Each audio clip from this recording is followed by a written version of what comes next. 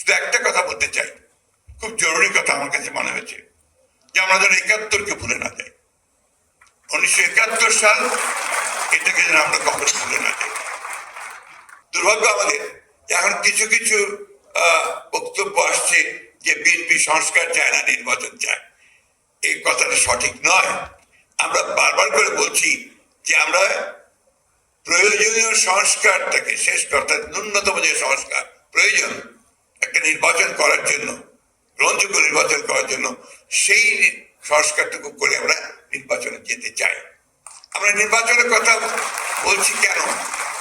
কথা ডক্টর রিয়াজ বলেছেন, সবাই বলছেন, আর এটা বাস্তব যে গণতান্ত্রিক একটা ব্যবস্থায় যাওয়ার জন্য নির্বাচন হচ্ছে প্রধান ফটক, প্রধান দরজা, গেটওয়ে টু ডেমোক্রেসি। আমার কাছে মনে হয় যে আমাদের প্রধান সমস্যাটা কোথায়?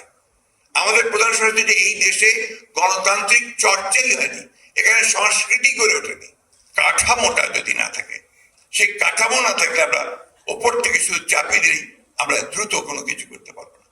তাই আমাদের স্ট্রাকচারটাকে ঠিক করতে হবে, প্রতিষ্ঠানগুলোকে ঠিক করতে হবে। সেই প্রতিষ্ঠানগুলোকে যদি আমরা গণতন্ত্রের উপযোগী করে গড়ে তুলতে পারি, তাহলেই আমরা গণতন্ত্রকে সফল করতে পারবো। মন মানসিকতাটা খুব বড় জিনিস, মাইন্ডসেট। আমার তো মাইন্ডসেটই হয়েছে যে কথাটা কিছুক্ষণ আগে ডক্টর মুশতাক বলেছেন, আমার খুব ভালো লেগেছে। যে একটা বন্দোবস্ত তো ছিল, টাকা দেব, কাজ করিয়ে নেবো, ভালো, সমস্যা নেই। কিন্তু এখন তো আপনি অন্য সিস্টেমে যাচ্ছেন, তো সেই মাইন্ডসেটটা তো তৈরি করতে হবে। ওই তৈরি করার জন্য আপনার চর্চা দরকার। আমাকে গণতন্ত্রকে চর্চা করতে, ভুল হবে, ত্রুটি হবে, কিন্তু ওর মধ্য দিয়ে আপনাকে ডেমোক্রেটিক সিস্টেমকে কাজে নিয়ে যেতে হবে, আগে সামনের দিকে নিয়ে যেতে হবে। আমি বক্তব্য দীর্ঘ করবো না, কারণ এখানে আরো আছেন, অনেকে বক্তব্য করবেন। শুধু একটা কথা বলতে চাই, খুব জরুরি কথা আমার কাছে মনে হয়েছে, যে আমরা যেন ৭১কে ভুলে না যাই। ১৯৭১ সাল, এটাকে যেন আমরা কখনো ভুলে না যাই। আমরা যেন এই যে তারপরে ধারাবাহিক গণতন্ত্রের যে জন্য সংগ্রাম, লড়াই ৭১-এর পর থেকে, সেই সংগ্রাম প্রত্যেকেই আমাদের মনে রাখা দরকার।